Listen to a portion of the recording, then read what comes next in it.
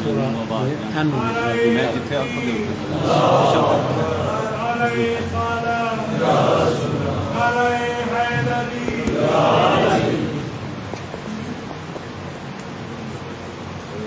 محمد وآل محمد بلند صلوات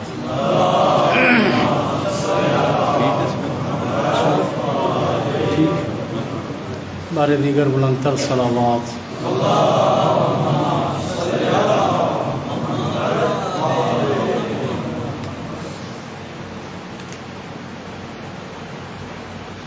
اعوذ باللہ من الشیطان الرجیم بسم اللہ الرحمن الرحیم الحمد للہ رب العالمین والصلاة والسلام علی اشرف الانبیاء والمرسلین الرسول النبی الامی الہاشمی سیدنا و شفیعنا ابی القاسم المصطفیٰ محمد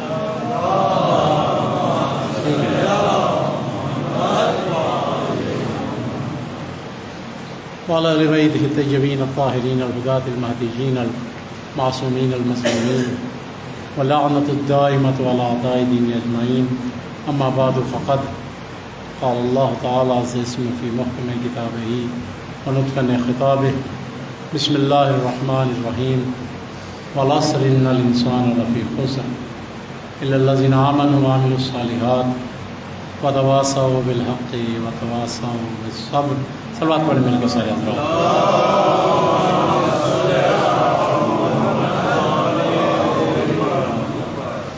سانو محترم محبان اہل بیت شیعان اہل بیت، ظاہر ہے کہ آپ نے جمعہ بھی یہاں میں پڑھا ہے، پھر اس کے بعد قبلہ صاحب نے بھی کچھ گزارشات کیں، تو اتنا لمبا آج کل مومنین کا بیٹھنا جو ہے وہ ذرا مشکل ہو جاتا ہے کہ جمعہ کا خطبہ بھی مولانا صاحب کا آپ نے سنا ہوگا، پھر ایک مولانا صاحب اور پھر اس کے اوپر دوسرے مولوی صاحب، تو میں آپ کی ہمت کو داد ہی دے سکتا ہوں کہ آپ تشریف فرما ہیں۔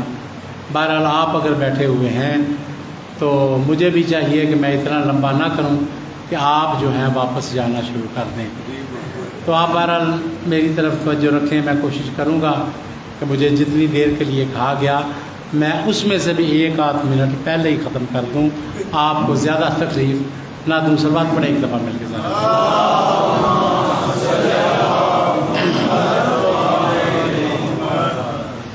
بالکل میں اپنے مقصد کی طرف آنا چاہتا ہوں۔ میرے بھائیو، آپ کے سامنے میں نے قرآن کی ایک چھوٹی سی سورہ جو ہے وہ تلاوت کی ہے۔ الفاظ کے اعتبار سے سورہ بہت چھوٹی ہے، مگر ہدایت کے اعتبار سے سورہ بہت بڑی ہے۔ والعصر، قسم ہے زمانے کی، ان الانسان لفی خسر، کہ تمام کے تمام انسان خسارے میں ہیں۔ عموماً ترجمہ کیا جاتا ہے کہ انسان خسارے میں ہیں، لیکن نہیں، انسان کے اوپر الف لام ہے، جیسے حمد یعنی تعریف، لیکن جب الحمد کہا جائے الحمدللہ رب العالمین، تو پھر آپ ترجمہ کرتے ہیں کہ تمام تعریفیں اللہ کے لیے ہیں۔ یہ الف لام جو آیا تو اس نے تمام کا معنی جو ہے وہ پیدا کر دیا۔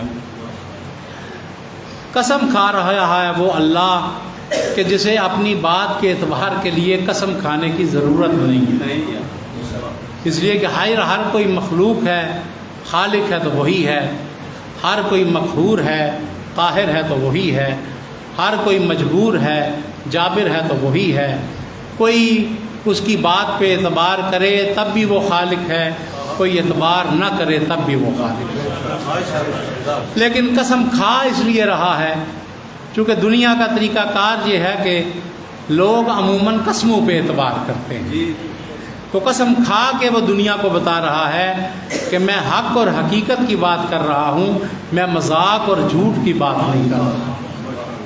والعصر، قسم ہے زمانے کی، ان الانسان لفی خسر، کہ تمام کے تمام انسان خسارے میں ہیں۔ میرے بھائیو، اگر یہاں پہ سورہ ختم ہو جاتی تو پھر پریشانی ہی پریشانی تھی کہ ہر بندہ جہنم میں جائے گا، ہر بندہ خسارے میں ہے، مگر ایک لفظ آیا، وہ ہے اللہ، اس نے کچھ فرق پیدا کی کہ نہیں، کچھ تو ہیں جو خسارے میں نہیں ہیں۔ اب خسارے سے بچنے کے لیے اس آیت میں پورا منشور بیان ہوا ہے، اس سورہ میں پورے کا پورا منشور بیان ہوا کہ ہر انسان خسارے میں ہے، مگر اللہ کی نظر میں وہ خسارے میں نہیں ہے جو 4 کام کر لیتا۔ اب یہ نہ کسی مولوی صاحب کی بات ہے، نہ کسی ذاکر صاحب کی بات ہے، اللہ نے جب 4 چیزیں بیان کی ہیں تو جو 4 کا 3 کرے اس پہ بھی اللہ کی لعنت ہوا کرتی ہے، جو 4 کا 5 کرے اس پہ بھی اللہ کی لعنت ہوا کرتی ہے۔ کمی کر نہیں سکتا کوئی، بیشی کر نہیں سکتا ہے۔ 4 چیزوں پہ آپ عمل کر لیں، اور میں عموماً کوشش کیا کرتا ہوں کہ اپنے بارے میں بھی قرآن کی آیات کو پڑھوں تو میں بھی غور کرتا ہوں، اور آپ بھی اس پہ توجہ فرمائیں۔ پریشان ہونے کی ضرورت نہیں ہے۔ 4 چیزیں اگر کر لیں تو بندہ خسارے سے بچ جائے گا، جنت میں چلا جائے گا، اس جاگیر میں چلا جائے گا جہاں پہ سرداری حسنین کریمین کی ہے۔ اگر کوئی 4 چیزیں کر لے تو اس مقام عظیم پہ پہنچے جہاں پہ سرداری جو ہے وہ ان کی ہے کہ جنہیں آپ اپنا امام سمجھتے ہیں۔ اور اگر کچھ کمی ہے، ان 4 چیزوں میں سے کچھ کمی ہے، اپنی زندگیوں میں غور کریں۔ اگر وہ 4 چیزیں موجود ہیں تو ہم اللہ کا شکر ادا کریں گے، اور اگر کچھ کمی ہے تو اس کمی کو پورا کرنے کے بعد اللہ کا شکر ادا کریں گے۔ اس خدا کا شکر کہ اس نے ہمیں قرآن پڑھنے کی توفیق عطا فرمائی، قرآن کو سمجھنے کی توفیق عطا فرمائی، اور پھر اس نے ہمیں مہلت عطا کی ہے کہ اگر تمہارے کردار میں کچھ کمی ہے تو اس کمی کو پورا کر لو۔ اگر آپ چاہتے ہیں کہ میں وہ 4 چیزیں بیان کروں تو ایک دفعہ مل کے صلوات پڑھ لیجیے۔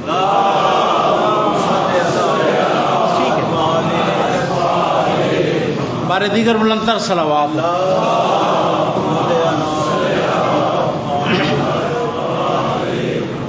بالعصر قسم ہے زمانے کی، ان الانسان لفی خسر، کہ تمام انسان خسارے میں ہیں، الا الذین آمنوا۔ پہلی چیز جو بندے کو خسارے سے بچاتی ہے وہ ہے ایمان لانا۔ اور میرے بھائیو یاد رکھیے گا کہ ایمانیات کی دنیا میں انسان وارد نہیں ہو سکتا جب تک کہ وہ سب سے پہلے کائنات کے خالق پہ ایمان لانا ہے، اس اللہ پر ایمان لانا ہے، اور اس اللہ پہ ایمان اس طرح سے لانا ہے جیسے اللہ کا قرآن کہتا ہے، 14 کا فرمان کہتا ہے۔ کسی شخص کسی غیر معصوم کی زبان پہ اعتبار نہیں کرنا ہے، یا اللہ کے قرآن پہ اعتبار کرنا ہے، یا ان زبانوں پہ اعتبار کرنا ہے جن پہ اللہ نے عصمت کا پہرا بٹھا رکھا ہے، کہ جن کی زبان سے کبھی کوئی غلط بات نکل نہیں سکتی ہے۔ الا الذین آمنوا، ایمان لے کر آئیں۔ اور میں نے گزارش کیا کہ سب سے پہلے اس اللہ پہ ایمان لانا، لیکن ایمان لانا کیسے ہے؟ فقط اتنا کہہ دینا کافی ہے کہ اللہ ہے؟ نہیں، فقط ایسا نہیں ہے، بلکہ اس اللہ پہ ایمان اگر لانا ہے تو یہ ماننا ضروری ہے کہ اس کی ذات جیسی کائنات میں کسی کی ذات نہیں، اور اس کی صفات جیسی کائنات میں کسی کی صفات نہیں۔ لیس کمثلہ شیء، اس کی ذات جیسی کائنات میں کسی کی ذات نہیں ہے، اور اس کی صفات جیسی کائنات میں کسی کی صفات نہیں ہے۔ بندوں کو اگر آپ دیکھتے ہیں تو ان کی صفات اور ہیں، مگر اللہ کے لیے بھی بعض دفعہ الفاظ بولے جاتے ہیں مگر اس کا مفہوم اور ہوا کرتا ہے۔ بعض دفعہ ہم کسی مولوی صاحب کو بھی کہتے ہیں کہ وہ عالم ہے، اللہ کو بھی عالم کہتے ہیں۔ اللہ کو عالم کہنے کا مفہوم اور ہے، بندے کو عالم کہنے کا مفہوم اور ہے۔ ایک ایسی ذات، ایک ایسا عالم کہ جو کبھی علم سے جدا نہیں ہوتا۔ دنیا کے علماء کو دیکھو، کبھی جاہل ہے کبھی عالم ہے، لیکن اللہ کو جب عالم کہا جاتا ہے، ایک ایسا عالم جو کبھی علم سے جدا نہیں ہوتا، ایک ایسا قادر جو کبھی قدرت سے جدا نہیں ہوتا، ایسا حکیم جو کبھی حکمت سے جدا نہیں ہوتا ہے۔ میرے بھائیو، اس کی صفات جو ہیں اس کی ذات سے کبھی جدا نہیں ہو سکتی، اور ایسا ہے جو کبھی زندگی سے جدا نہیں ہو سکتا۔ ہم بھی زندہ ہیں مگر ایک وقت آئے گا کہ پھر جو ہے وہ زندگی سے جدا ہو جائیں گے۔ ایسا عالم جو کبھی علم سے جدا نہیں ہو سکتا۔ اور میرے بھائیو یاد رکھیے گا کہ ایسی ذات کہ جس کی فرما روائی کی مدت کبھی ختم نہیں ہو سکتی ہے، جس کے خزانوں میں کبھی کمی نہیں آ سکتی ہے۔ اور میں کہا کرتا ہوں کہ ایسا عالم کہ بھری کائنات کو آپ دیکھیں، یہ کائنات اتنی بڑی ہے کہ جن کے سامنے ہماری دنیا ایک ذرے کے برابر میں مقام نہیں رکھتی۔ اتنی بڑی کائنات میں کوئی ایک ذرہ نہیں جو اس کے علم سے باہر ہو جائے، اور کوئی ایک مکوڑا نہیں جس کے رزق کا انتظام اس نے نہ کرنا۔ نعرہ تکبیر، نعرہ رسالت، نعرہ حیدری، اللہ یا رسول اللہ، محمد صلی اللہ۔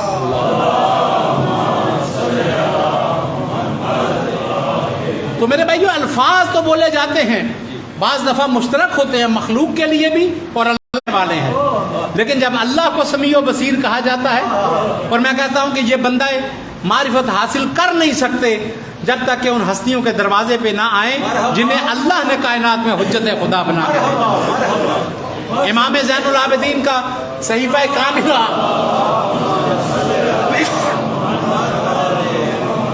صحیفہ کاملہ کو اٹھا کے دیکھیں، فرماتے ہیں سبحانکا تسمع انفاس الحیتان فی قعور البحار، پاک ہے تیری ذات جو سمندروں کی گہرائیوں میں چلتی ہوئی مچھلیوں کی سانسوں کی صدا سن رہی ہے،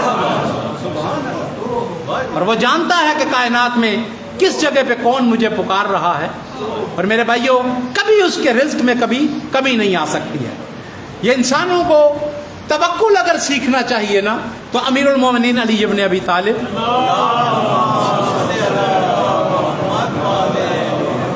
فرماتے ہیں کہ عبد خدا اگر توکل کو سیکھنا ہونا تو پرندوں سے سیکھا کر، اگر توکل کو سیکھنا چاہتا ہے تو پرندوں سے سیکھا کر۔ پوچھنے والے نے کہا کہ مولا انسان تو اشرف المخلوقات ہے، تو پرندوں سے کیسے توکل کو سیکھیں؟ فرمایا یاد رکھو کہ یہ اللہ کی مخلوق، یہ پرندے سارا دن دانہ دنکا چگتے رہتے ہیں، لیکن جب رات کو اپنے گھونسلے کی طرف جاتے ہیں تو کسی پرندے کی چونچ میں کوئی دانہ نہیں ہوا کرتا۔ انہیں یقین ہے کہ جس نے آج ہمیں رزق عطا کیا ہے کل بھی اس کے خزانوں میں کوئی کمی نہیں آنے والی ہے۔ فرماتے ہیں کہ توکل سیکھنا ہو تو پرندوں سے سیکھا کرو۔ اور بابے بلے شاہ نے بھی امیر المومنین کے اس فرمان کو جو ہے وہ نظم کیا تھا۔ اس نے کہا تھا کہ آسمانہ تے اڑدے پنچھی ویخت سے کی کر دے نے، آسمانہ تے اڑدے پنچھی ویخت سے کی کر دے نے، نہ او کر دے رزق ظہیرہ نہ او پکھے مردے۔ آسمانہ تے اڑدے پنچھی ویخت سے کی کر دے نے، نہ او کر دے رزق ظہیرہ نہ او پکھے مردے نے۔ کدے کسے نے پنکھ پکھیرو پکھے مردے ویکھے نے، کدے کسے نے پنکھ پکھیرو پکھے مردے ویکھے نے، بندے ہی کر دے رزق ظہیرہ بندے ہی پکھے مردے۔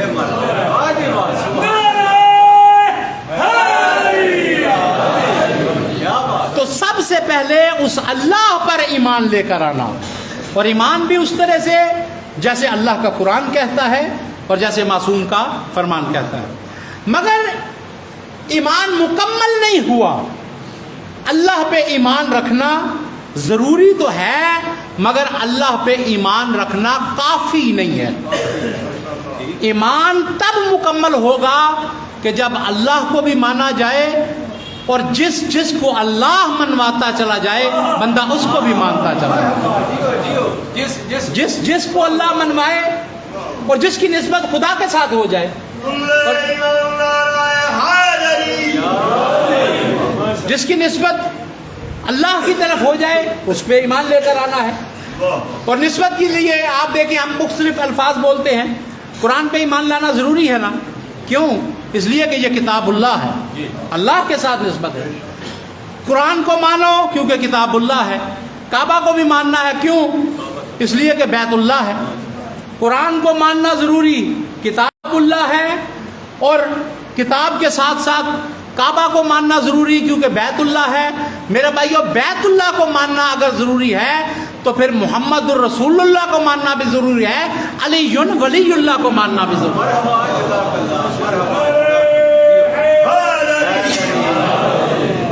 لیکن بات یہ ہے کہ اللہ کو ماننا، جیسے میں نے کہا کہ یہ کہہ دینا جی میں اللہ کو مانتا ہوں، یہ کافی نہیں ہے۔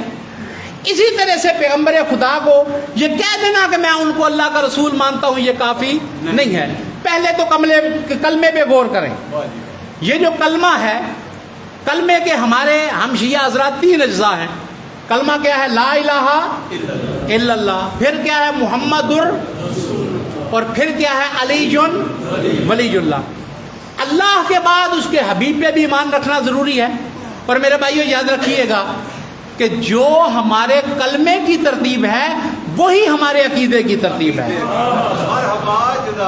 جو کلمے کی ترتیب وہی ہمارے عقیدے کی ترتیب ہے۔ 3 کلمے ہیں، لا الہ الا اللہ پہلا کلمہ، درمیان والا کلمہ کون سا ہے؟ محمد رسول اللہ، اور آخری کلمہ علی ولی اللہ۔ درمیان کا کلمہ ہے محمد رسول اللہ۔ ایک کلمہ پہلے ہے لا الہ الا اللہ، اور ایک کلمہ بعد میں ہے علی ولی اللہ۔ ترتیب بھی یہی، محمد الرسول اللہ درمیان میں ہے، محمد الرسول اللہ سے ایک درجہ بڑا ہے لا الہ الا اللہ۔ محمد الرسول اللہ سے کائنات میں کوئی بڑا نہیں ہے۔ اگر کوئی محمد رسول اللہ سے بڑا ہے تو وہ کون ہے؟ لا الہ الا اللہ، یعنی درمیان کا کلمہ ہے محمد رسول اللہ۔ محمد رسول اللہ سے ایک درجہ بڑا کون ہے؟ لا الہ الا اللہ۔ تیسرا کلمہ کیا ہے؟ علی ولی اللہ۔ پتا چلا کہ محمد رسول اللہ علی ولی اللہ سے ایک درجہ بڑا ہے، دونوں کے درمیان میں کوئی نہیں۔ عقیدے کی ترتیب یہی ہے، درمیان میں محمد رسول اللہ، ایک درجہ پہلے بڑا لا الہ الا اللہ، اور جو علی ولی اللہ ہے اس سے ایک درجہ بڑا ہے محمد رسول اللہ۔ پر میرے بھائیوں میں حیران ہوا کرتا ہوں کہ درمیان میں ہے محمد رسول اللہ، مگر اللہ نے وہ شان عطا کی ہے کہ جو ایک درجہ بلند ہے وہ اس کے بندہ ہونے پہ ناز کرتا ہوا نظر آتا ہے، اور جس سے ایک درجہ یہ بڑا ہے وہ اس کے آقا ہونے پہ ناز کرتا ہوا۔ نعرہ تکبیر، اللہ اکبر، نعرہ رسالت، نعرہ حیدری۔ جو ایک درجہ بڑا ہے وہ اس کے بندے ہونے پہ ناز کرتا ہوا نظر آتا ہے، اور جو ایک درجہ جس سے یہ بڑا ہے وہ اس کے آقا ہونے پہ ناز کرتا ہوا نظر آتا ہے۔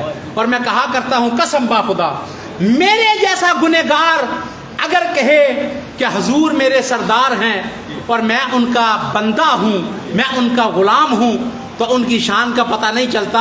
ان کی شان کا پتہ ہی تب چلتا ہے کہ پوری کائنات کا مولا علی جب کہتا ہے انا عبد من عبید محمد، میں محمد کے غلاموں میں سے ایک غلام ہوں، پتہ چلتا ہے کہ کائنات میں محمد کا مقابلہ کوئی نہیں کر سکتا۔ سب سے پہلے اللہ پہ ایمان لانا، اور اس کے بعد پھر اس کے رسول پر ایمان لانا بھی ضروری ہے۔ لیکن میرے بھائیوں فقط کہہ دینا کافی ہے؟ نہیں، جو اللہ سے ایک درجہ چھوٹا ہے اور جس کے آقا ہونے پہ علی ناز کرتا ہے، اللہ نے کچھ چیزیں امت پہ واجب قرار دی ہیں۔ کون سی چیزیں ہیں؟ کچھ حقوق ہیں پیغمبر کے۔ پہلا حق پیغمبر کا یہ ہے کہ ہم پیغمبر کے نام کا حیا کریں۔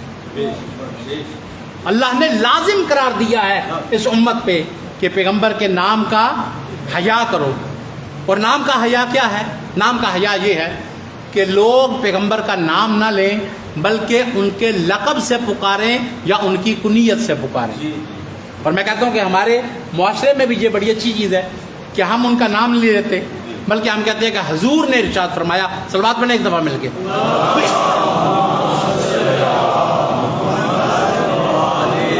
کہتے ہیں نا حضور نے ارشاد فرمایا، کہتے ہیں سرور کائنات نے ارشاد فرمایا۔ یہ ادب ہے پیغمبر کا کہ نام سے نہ پکارا جائے۔ اور میں کہا کرتا ہوں کہ یہ ادب پہلے ادوار میں ہم نے دیکھا ہے کہ ازواج جو ہیں وہ اپنے شوہروں کا نام بھی نہیں لیا کرتے۔ یہ ادب اور احترام کی وجہ سے۔ ظاہر ہے کہ ہر بندے کا والد جو ہوتے ہیں ان کا کوئی نہ کوئی نام تو ہوتا ہے کہ نہیں ہوتا؟ سارا معاشرہ نام سے پکارتا ہے مگر کیا اولاد بھی کبھی نام سے پکارتی نہیں پکارتی؟ کیوں نہیں پکارتی؟ کبھی کہتے ہیں ابا جی، کبھی کہتے ہیں ابو جی، کبھی پاپا ڈیڈی، کوئی کسی طرح سے پکارتا ہے مگر اپنے والد کا نام نہیں لیتا ہے۔ پہلے دور میں بیویاں بھی اپنے شوہروں کا نام نہیں لیتی تھیں، بس اب جب سے شوہروں کا نام لینا شروع کیا ہے گھروں میں فساد ختم نہیں ہوتے۔ یہ ادب کرنا، یہ احترام کرنا اس امت پہ لازم ہے کہ پیغمبر کے نام کا حیا کرے، ادب کرے۔ پہلی چیز یہ کہ حضور کو نام سے نہ پکارو، بلکہ ان کو جو ہے وہ کنیت سے یا لقب سے یاد کیا جائے۔ دوسرا ادب نام کا یہ ہے کہ جب پیغمبر خدا کا تذکرہ کیا جائے تو ان کی ذات پہ درود پڑھا جائے۔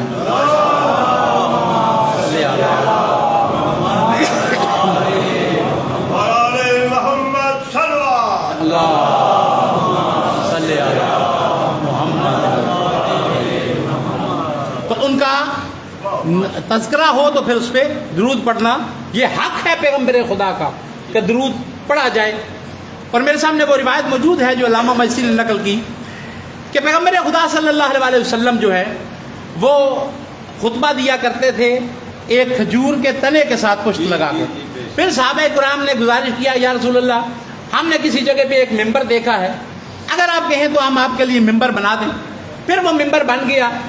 پہلے دن جب حضور اس ممبر پہ جانے لگے تو 3 زینے تھے اور ایک عرشہ تھا۔ دنیا نے دیکھا کہ حضور ممبر کی طرف جا رہے ہیں اور حضور نے پہلے زینے پہ قدم رکھا اور فرمایا آمین۔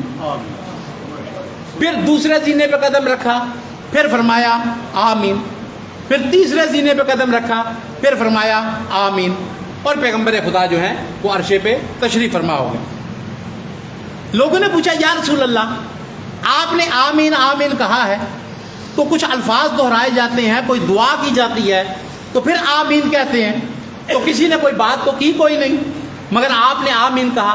فرمایا نہیں، میں جب عرشے کی طرف جا رہا تھا تو اللہ کا پیغامبر جبریل جو ہے وہ میری طرف نازل ہوا ہے، وہ خدا کا پیغام لے کر آیا ہے۔ جب میں نے ممبر کے پہلے زینے پہ قدم رکھا تو جبریل کہنے لگا اے اللہ کا حبیب، اللہ اس بندے پہ لعنت کرے کہ جس کے سامنے آپ کا نام آئے اور وہ درود پڑھنا پسند نہ کرے۔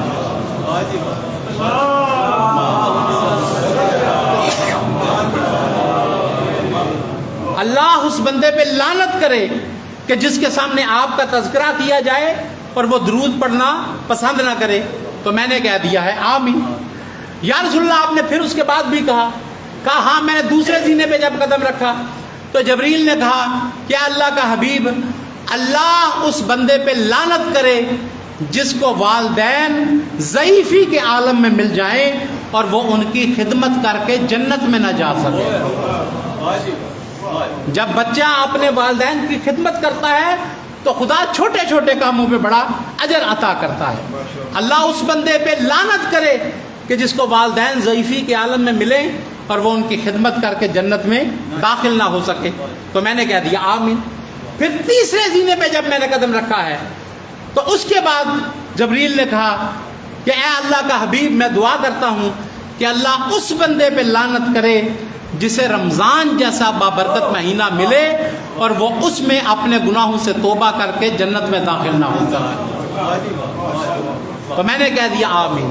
تو میرے بھائیو، پہلا حق پیغمبر کا یہ ہے کہ ان کے نام کا ادب اور حیا کیا جائے، کہ جب ان کا تذکرہ ہو تو بندہ ان کی ذات پہ درود پڑھے، صلوات پڑھتا ہوا نظر آئے۔ دوسرا یہ ہے کہ پیغمبر کے نام کا بھی ادب کیا جائے اور پیغمبر کے فرمان کا بھی ادب کیا جائے، کہ جو پیغمبر ارشاد فرما رہے ہیں اس کے اوپر جو ہے وہ بندہ ایمان رکھے۔ اگر پہلے کوئی اور نظریہ رکھتا ہے مگر جب پیغمبر کا فرمان آ جائے تو بندہ اپنے نظریوں کو بدل دے، بندہ جو ہے وہ پیغمبر کے فرمان کو چھوڑتا ہوا نظر آئے۔ ما ینطق عن الہوی ان ہوا الا وحی یوحی۔ لہذا اللہ نے ان کی زبان پہ عصمت کا پہرا بٹھا رکھا ہے، پیغمبر خدا کبھی کوئی غلط بات نہیں کرتے۔ اور تیسرا ادب اور حیا یہ ہے کہ جہاں پہ بندہ ان کے قول کا حیا کرے وہاں پہ ان کی ذات کا بھی حیا کرتا ہوگا، قول کا بھی شرم و حیا اور ذات کا بھی شرم و حیا، کہ جو پیغمبر ارشاد فرما رہے ہیں، جو پیغمبر کہیں وہ بھی برحق ہے اور جو پیغمبر کریں وہ بھی برحق ہوا کرتا ہے.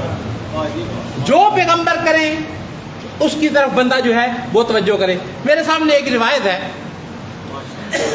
اور یہ روایت امیر المومنین کے بارے میں بھی ہے اور ایک صحابی ہیں کہ جنہیں ذو الشہادتین کہا جاتا ہے کہ یہ ایسے صحابی ہیں کہ جن کی 2 گواہیاں جو ہیں وہ پیغمبر خدا نے شمار کی ہیں. ذو الشہادتین کیوں کہا گیا کہ روایت ہے یہ ہماری بہار الانوار میں بھی موجود ہے اور اہل سنت کی کنز العمال میں بھی یہ روایت جو ہے وہ موجود ہے کہ پیغمبر خدا نے کسی کے ساتھ پیغمبر کے قول اور پیغمبر کی ذات کا حیا کرنا.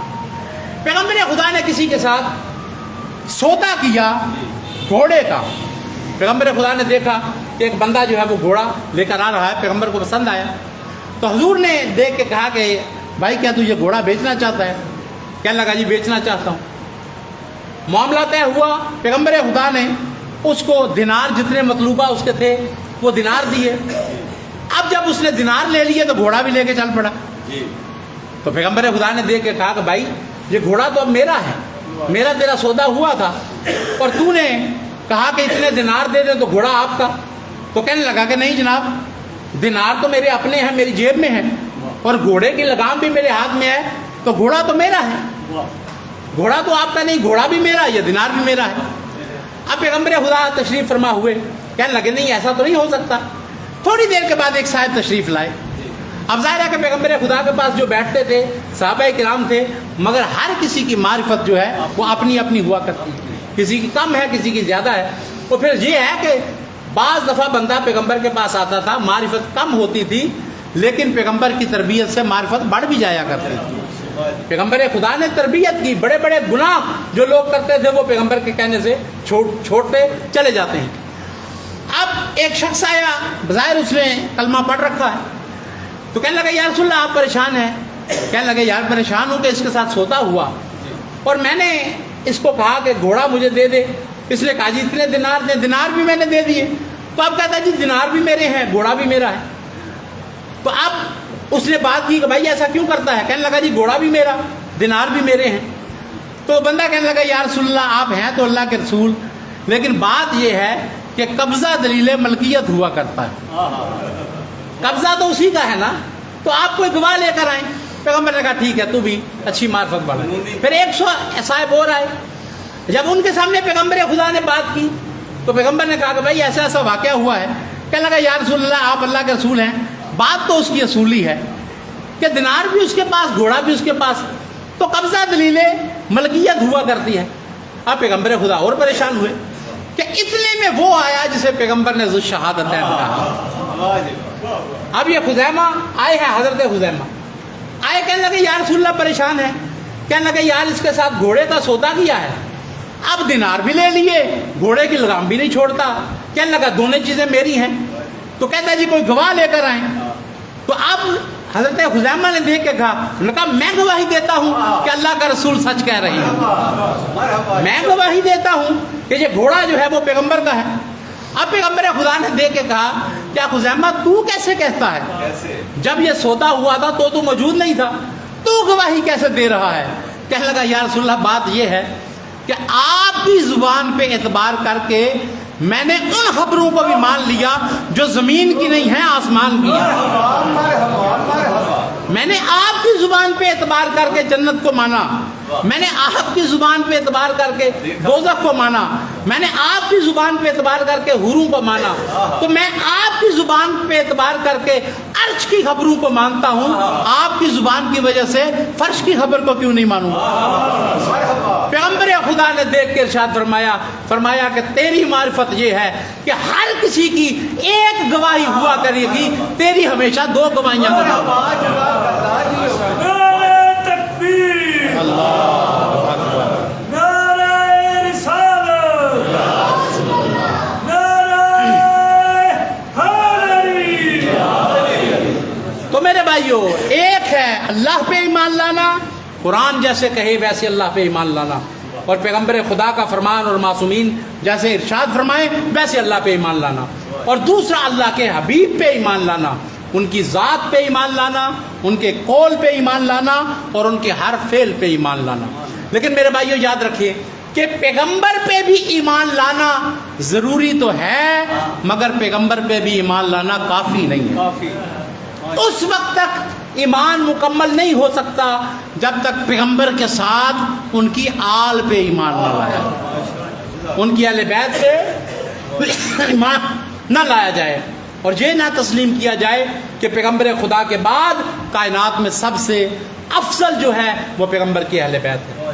گھر فاطمہ زہرا کا عجب شان کا گھر ہے، گھر فاطمہ زہرا کا عجب شان کا گھر ہے، یہ وحی کی منزل ہے، یہ قرآن کا گھر ہے۔ گھر فاطمہ زہرا کا عجب شان کا گھر ہے، یہ وحی کی منزل ہے، یہ قرآن کا گھر ہے۔ اسلام کے ماحول میں ایمان کا گھر ہے، مومن کی منافق کی پہچان کا گھر ہے۔ جو اس گھر سے محبت رکھے وہ مومن ہوا کرتا ہے، جو اس گھرانے سے بغض رکھے وہ منافق ہوا کرتا ہے، وہ مومن نہیں ہو سکتا۔ گھر فاطمہ زہرا کا جب شان کا گھر ہے، یہ وحی کی منزل ہے، یہ قرآن کا گھر ہے۔ اسلام کے ماحول میں ایمان کا گھر ہے، مومن کی منافق کی پہچان کا گھر ہے۔ کچھ لوگ مرے جاتے ہیں اس رنج و محن میں، اس گھر کا جو دروازہ ہے مسجد کے صحن میں۔ اب جسے تاریخ کا پتہ ہے کہ پیغمبر خدا نے ہر کسی کے دروازے کو بند کر دیا، باب مدینۃ العلم کا دروازہ کھلا رہا۔ گھر فاطمہ زہرا کا جب شان کا گھر ہے، یہ وحی کی منزل ہے، یہ قرآن کا گھر ہے۔ اسلام کے ماحول میں ایمان کا گھر ہے، مومن کی منافق کی پہچان کا گھر ہے۔ کچھ لوگ مرے جاتے ہیں اس رنج و محن میں، اس گھر کا جو دروازہ ہے مسجد کے صحن میں۔ اللہ نے اس گھر کو نبوت سے نوازا، کیا کیا کمالات عطا کیے ہیں؟ اللہ نے اس گھر کو نبوت سے نوازا، عصمت سے، امامت سے، ولایت سے نوازا۔ اس گھر کی ہر فرد کو آیت سے نوازا۔ اس گھر کا کون سا فرد ہے کہ جس کی شان میں قرآن قصیدہ بن کے اترتا ہوا نظر نہیں آتا؟ اللہ نے اس گھر کو نبوت سے نوازا، عصمت سے، امامت سے، ولایت سے نوازا۔ اس گھر کی ہر فرد کو آیت سے نوازا۔ امکان کی بس آخری سرحد نظر آیا، جس فرد کو دیکھا وہ محمد نظر آیا۔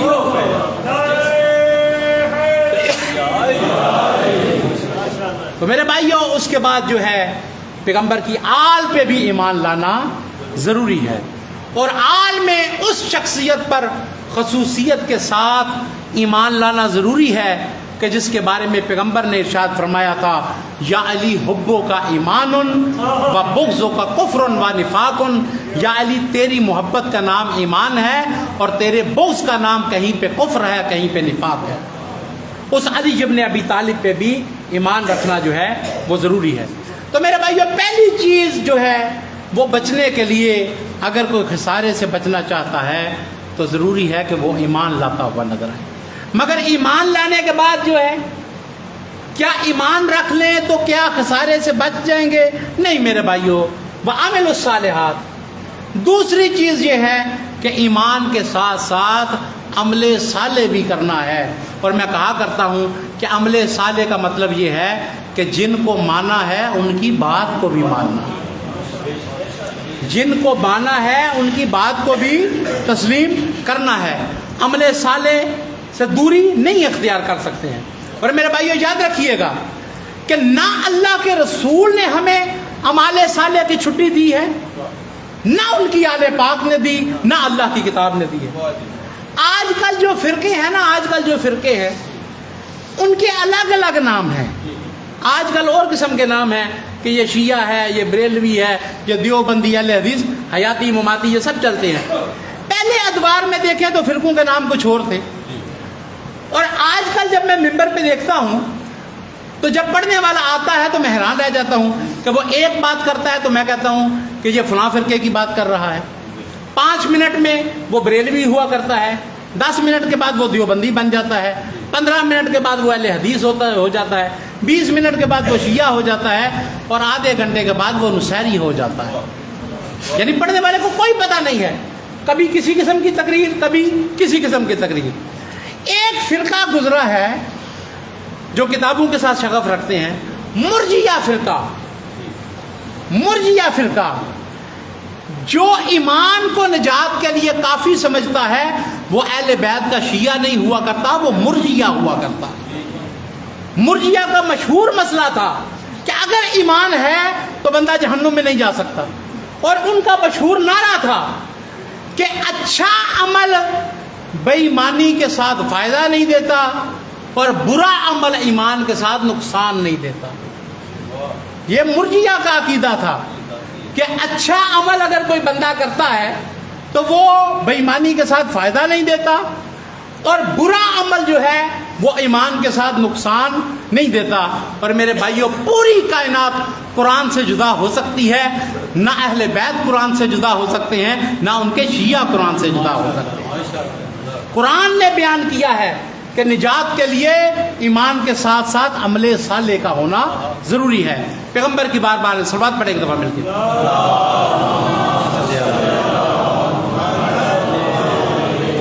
صاحب ارشاد القلوب نے اس روایت کو نقل کیا ہے کہ پیغمبر خدا کی بارگاہ میں صحابہ کرام کا مجمع ہے، ایک شخص کہیں دور سے آیا ہے۔ توجہ فرمائیے گا کہ عمل صالح کی کیا اہمیت ہے۔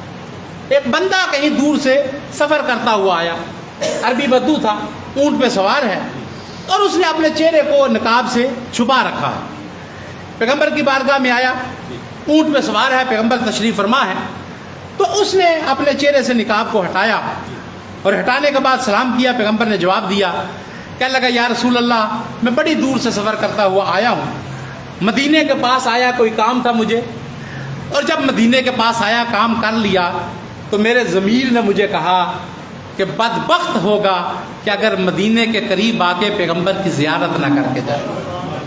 اتنا قریب آ جائے اور پیغمبر کی زیارت نہ کرے تو بدبختی ہے۔ تو یا رسول اللہ، میں فقط آپ کی زیارت کے لیے آیا ہوں، مگر وقت میرے پاس نہیں، میری مجبوری پیچھے پڑی ہے، مجھے بہت جلدی جانا ہے، فقط آپ کی زیارت کے لیے یا رسول اللہ میں آیا ہوں، لیکن یا رسول اللہ میرے پاس اتنا وقت نہیں کہ میں آپ سے کہوں کہ آپ آدھا گھنٹہ کوئی تقریر ارشاد فرمائیں تو میں سنوں۔ نہیں یا رسول اللہ، وقت نہیں ہے، لیکن یا رسول اللہ آپ دریا کو کوزے میں بند کرنے کا ہنر جانتے ہیں، ایک آدھ منٹ میں کوئی ایک آدھ جملہ ارشاد فرمائیں، آپ ایک آدھ اتنا قیمتی جملہ ارشاد فرمائیں، میں وعدہ کرتا ہوں کہ میں آپ کی اس بات کو پلے سے باندھوں گا، کبھی اس کے خلاف نہیں کروں گا، مگر بات اتنی قیمتی ہونی چاہیے کہ جب میں عمل کروں میری نجات کے لیے کافی ہو۔ لمبا زیادہ وقت نہیں ہے، ایک آدھ جملہ ایک آدھ منٹ میں ارشاد فرمائیں، میں وعدہ کرتا ہوں کہ میں عمل کروں گا، لیکن بات اتنی قیمتی ہو کہ میری نجات کے لیے کافی ہو جائے۔ جب پیغمبر خدا کے سامنے یہ کہا، روایت کر دیا پیغمبر نے اپنے سر کو جھکایا اور خدا کا نمائندہ جبریل آیات کو لے کر اترا۔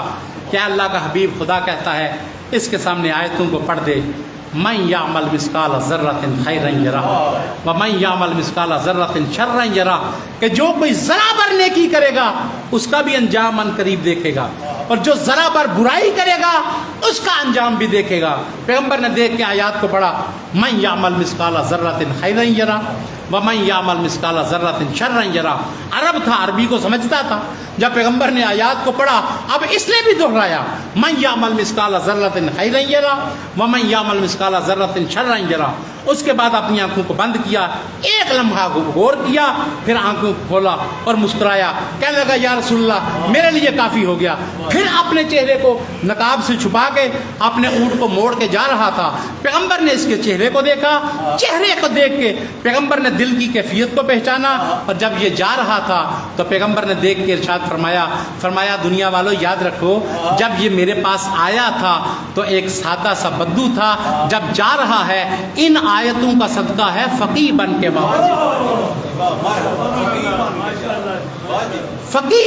واپس جا رہا ہے۔ من یعمل مثقال ذرۃ خیرا یرہ ومن یعمل مثقال ذرۃ شرا یرہ۔ جن ہستیوں کو مانا ہے لازم ہے، ضروری ہے کہ میرے بھائیوں جو انہوں نے ارشاد فرمایا ہے ان کی بات کو بھی بندہ تسلیم کرتا ہوا نظر آئے۔ اور معصوم کی اطاعت کرنا، میرے بھائیوں کسی بزرگ کی بات کو ماننا بعض دفعہ بندے کے درجے کو بڑا بلند کر دیتا ہے، مگر معصوم کی بات کو ماننا معمولی نہیں ہوا کرتا۔ میں ایک مثال دیتا ہوں کہ جو حضرات توضیح المسائل کو پڑھتے ہیں، جو فقہ کے ساتھ تعلق رکھتے ہیں، فقہ میں ایک باب ہے شکار کرنا.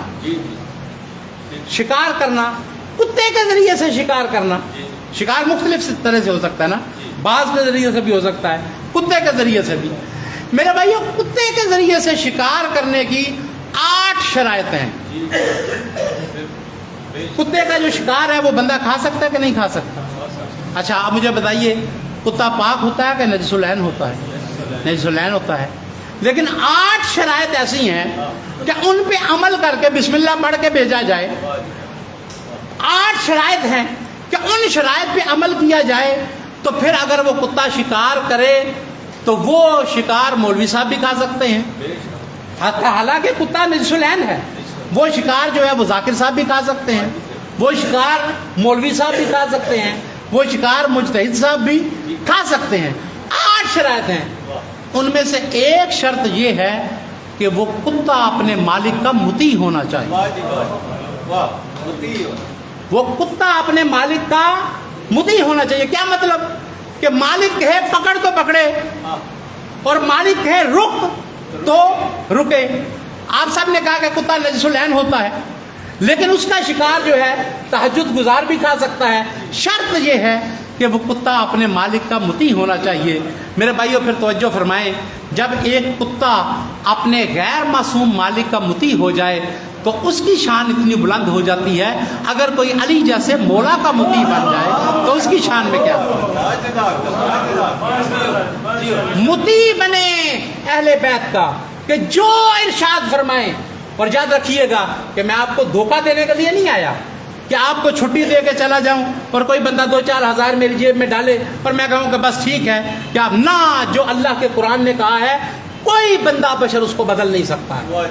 ایمان رکھیں اور اس کے بعد نیک عمل کریں. یہ اہل بیت کی تعلیمات کا نچوڑ اور نتیجہ ہے. جب پیغمبر خدا نے, علامہ مجلسی نے تحریر کیا, جب پیغمبر خدا نے فرمایا نا السلمان منا اہل البیت, کہ سلمان ہم اہل بیت میں سے ہے, اور اس کے بعد امام جعفر صادق علیہ السلام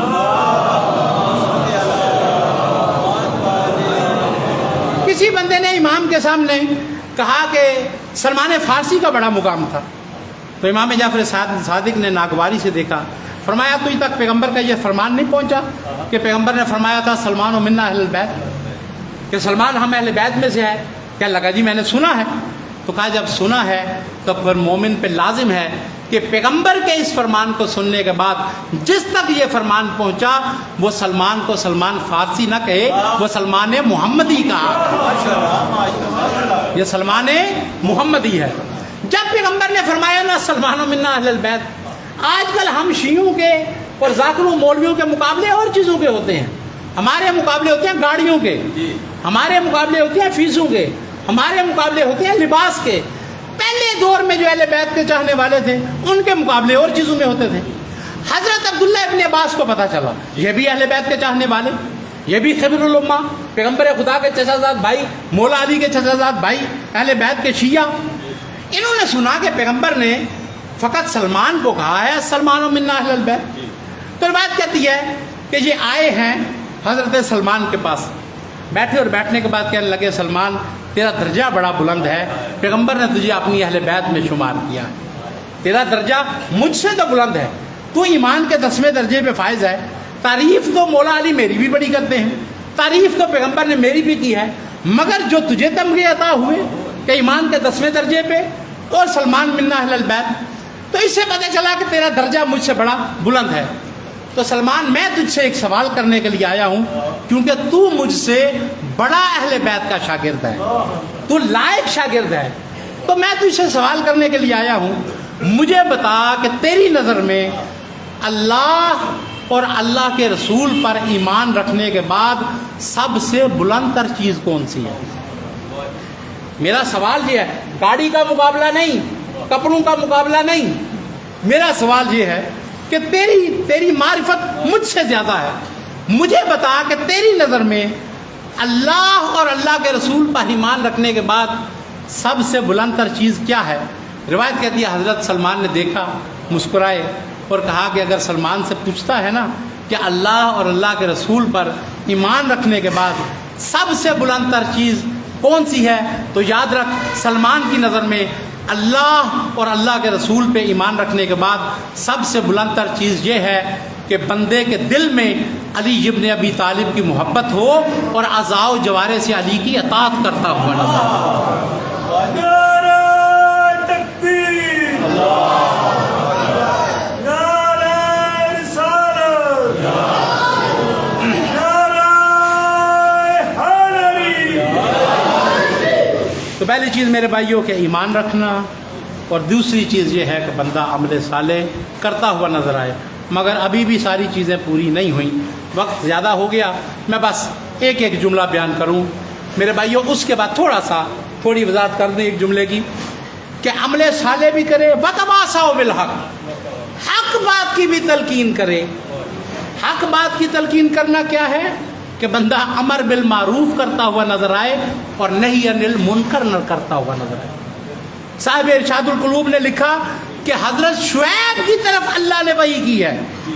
حضرت شعیب اللہ کے نبی تھے، ان کی طرف اللہ نے وحی کی کہ اے شعیب، میں تیری امت کے 1,00,000 افراد پہ میں عذاب کروں گا، جن میں سے 40,000 وہ ہیں جو نافرمان ہیں اور 60,000 وہ ہیں جو عبادت گزار۔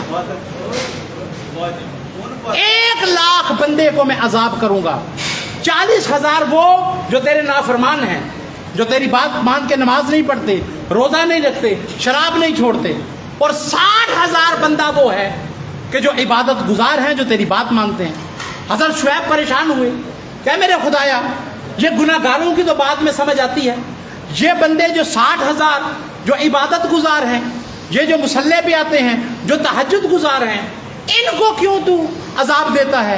کہا اس لیے کہ یہ خود غرض ہیں، خود تو جنت میں جانا چاہتے ہیں، کسی دوسرے کا ہاتھ پکڑ کے اسے لے جانا نہیں چاہتے، امر بالمعروف نہیں کرتے، نہی عن المنکر نہیں کرتے۔ جو دین پتہ چل گیا چھپ چھپ کے خود عمل کرتے ہیں، اللہ کے بندوں کو نہیں بتاتے۔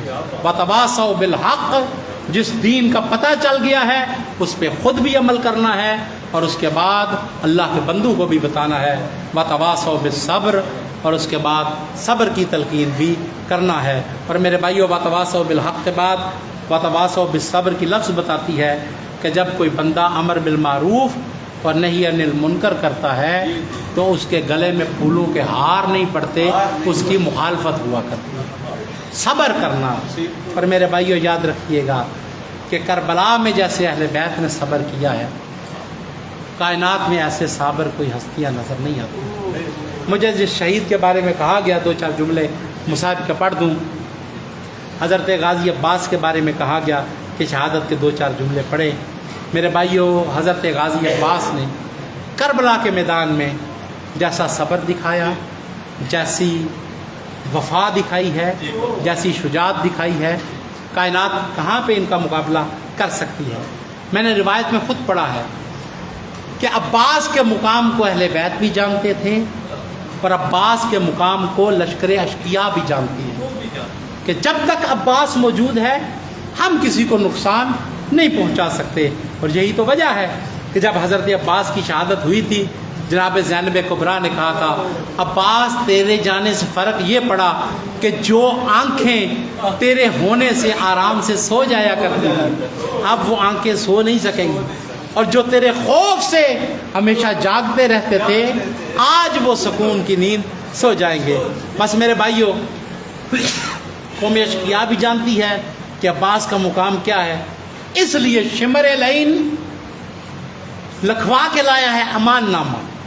روایت کہتی ہے آیا ہے اور آ کے حضرت عباس کو پکارا اور ان کے 3 سگے بھائیوں کو پکارا، کہاں ہے عباس اور کہاں ہے عباس کے بھائی، کہ تمہارے لیے میں امان نامہ لے کر آیا ہوں۔ بار بار پکارتا رہا مگر حضرت غازی عباس نے جواب نہیں دیا۔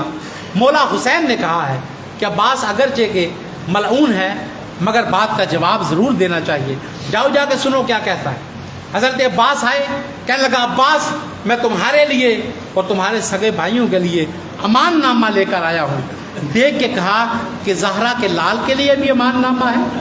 کہنے لگا کہ نہیں، ان کے لیے نہیں ہے، ان کے لیے امان نامہ نہیں، بس یہ سننا تھا. دیکھ کے کہا کہ اگر زہرا کے لال کے لیے امان نہیں تو عباس تجھ پہ بھی لعنت کرتا ہے, تیرے امان نامے پہ بھی لعنت کرتا ہے. عباس کو کسی ایسے امان نامے کی ضرورت نہیں ہے. بس عزاداروں روایت کہتی ہے کہ یہ آواز اور یہ بات پہنچی ہے حضرت حبیب ابن مظاہر تک. کسی نے بتایا کہ عباس اور ان کے بھائیوں کے لیے امان نامہ آیا تھا, پتہ نہیں ان کے دل میں کیا آیا ہے. روایت کہتی ہے کہ حضرت حبیب ابن مظاہر آئے اور تاریخ کا منظر یہ ہے کہ حضرت غازی عباس جو ہے وہ گھوڑے پہ سوار ہیں اور آ کر حضرت حبیب ابن مظاہر کھڑے ہوئے اور کہنے لگے کہ عباس میں تجھ سے ایک بات کرنا چاہتا ہوں. حضرت غازی عباس نے کہا کہ ہاں کہو حبیب, کیا کہنا چاہتے ہو؟ کہا کہ عباس میں تجھے اتنا بتانا چاہتا ہوں کہ آج تو جوان ہے, میں بوڑھا ہوں. ایک وقت وہ تھا جب تو نہیں تھا اور میں جوان تھا. میں تجھے ایک بات بتانا چاہتا ہوں, آج تو جوان ہے اور میں ضعیف ہوں. ایک وقت تھا جب تو دنیا میں نہیں تھا اور میں جوان تھا. میں تجھ سے اتنا پوچھنا چاہتا ہوں, عباس تجھے پتا ہے کہ علی نے تیری ماں سے عقد کیوں کیا تھا؟ علی نے تیری ماں سے عقد کیوں کیا تھا؟